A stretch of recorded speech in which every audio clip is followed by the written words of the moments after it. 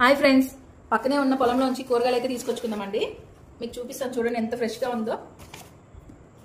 కరివేపాకండి, ఇది పాలకూర, ఇది గోంగూర, కొన్ని పచ్చిమిర్చి, పుదీనా చూడండి ఎంత ఫ్రెష్గా ఉంది అసలు. పుదీనా,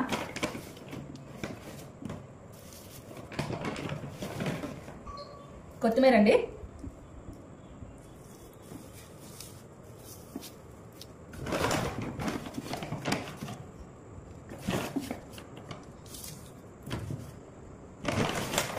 అసలు టమోటాలు అయితే ఎంత ఫ్రెష్గా ఉన్నాయి చూడండి.